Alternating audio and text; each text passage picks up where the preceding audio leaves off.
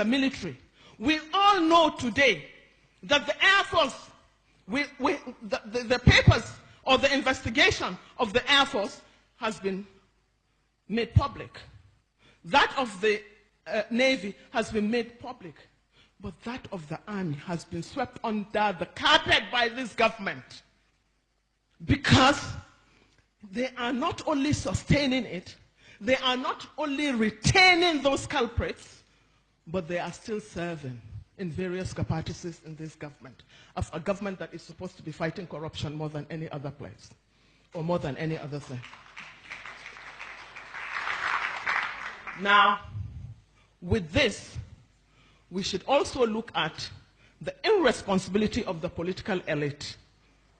The political elite in this country have done nothing but to cash in on this poverty, on this ill education of the mass majority of Nigerians. They use them, they have used you and turned your psyche into slaves, slaves of religious and ethnic manipulations. No one has ever seen the son of a governor even going out to campaign. No one has ever seen the son or the daughter of the president going out to campaign.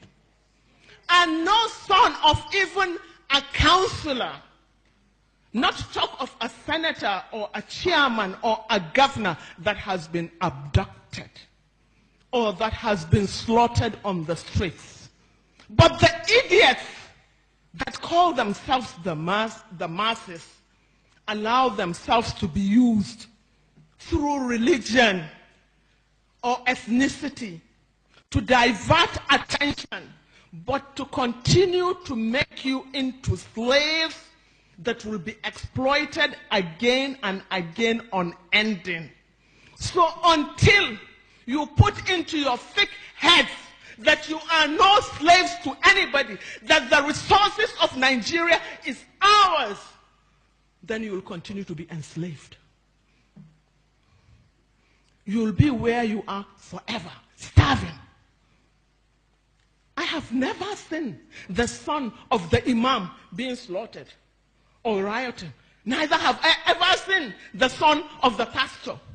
I don't know the difference between a Christian child and a Muslim child. The girl child is the same. We all suffer the brunt of the problems of this society. We were all girl childs at one point or the other. So was our mother and her mother and her mother and mother before her. In every household today, women carry the brunt of the weight of the ills of her household because the men have abducted their responsibilities. It is left to us to keep the children going. It is the same all over. But we are not prepared to look at that reality. We are not prepared to challenge government to give us our rights. Nobody is doing us any favor. It's our country. We have permanent rights over our leaders. They come and go. But dead or alive Nigerians have permanent rights over their leaders. And we must always demand those rights. So I'm not here, or nobody should tell me that I'm in opposition. No, I'm not in opposition. I'm seeking my right as a Nigerian. And that is what you should be doing, and that is where your thoughts should be going. Have you gotten what is due to you? Nobody owns the resources of this country. Nobody created that oil. Nobody created the arable land. We were not even consulted when the Europeans amalgamated the North and the South. We were not consulted. But having found ourselves there, there's nothing we can do but to make the best out of it. Have we made the best out of it? The choice is yours. So what are the implications to the girl child? This has more than anything else promoted the preservation and mental poverty or illiteracy on the girl child. This insecurity tends to preserve and sustain the tradition of transgeneral abject poverty and hopelessness from mother to children and to unborn children.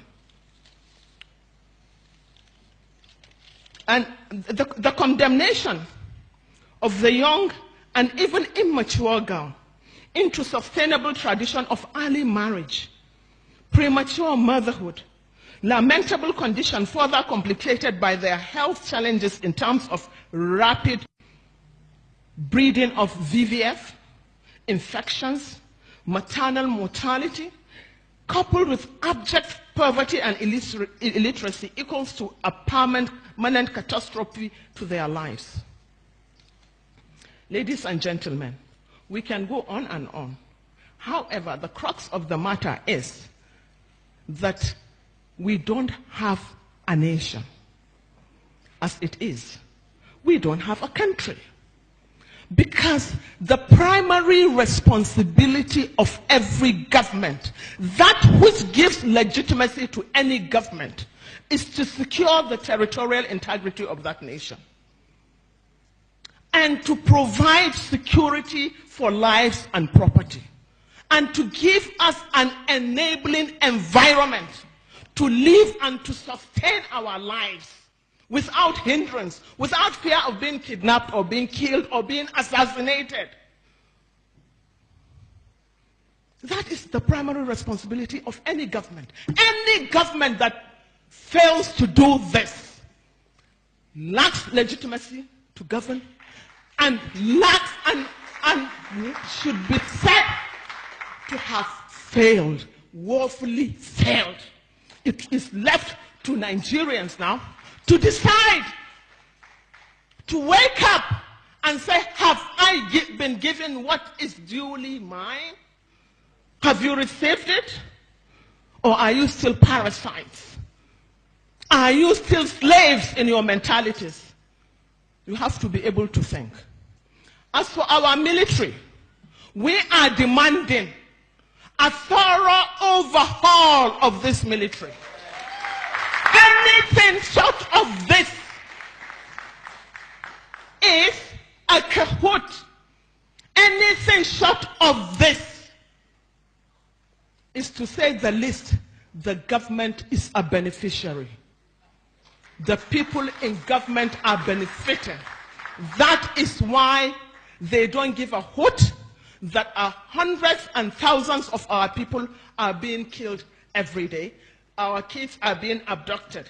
You have to understand that in Borno alone, between, I think it's, yeah, between 2013 and 2018, 1,400 schoolgirls, 1,400 schools were destroyed by Boko Haram. 1,400 schools. 2,000 teachers were killed. 1,000 school children were abducted between 2013 and 2018. So what is this telling you? All we hear of is Chibok, but they are only a fraction.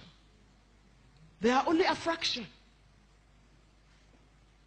And that is why we must go beyond the struggle for them to be back, the struggle for our country to be in peace, because we have everything that it takes to develop a country.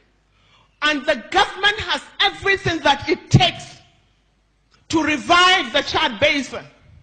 Yes, it is doable. It has been done in many countries. China had turned desert into forest. So even Saudi Arabia did it. Why can't Nigeria? For so long as you begin to say that it's a northern issue, you all are living in the north. This is north. It's not a northern issue. For so long as you see crime within the prism of tribe or religion, you are part and parcel of the problem. Because you are perpetuating it, you are not looking for solutions. And what does it matter? What does it matter to the victim? Does it make any difference to the victims of Mambila, Benue, or Zamfara, under which government they were killed? The dead is dead. The orphan is orphaned. Does it matter who made it happen or who allowed it to happen? So, ladies and gentlemen, I can't say much because I did not even prepare a paper. You have to forgive me. But we all have a responsibility, not only to ourselves, but to our children. Anybody, I have said, who sits on the fence without saying anything or doing anything is either a coward or a hypocrite, or both. So the choice is yours. I'm not a coward, I'm not a hypocrite. I'm a fighter.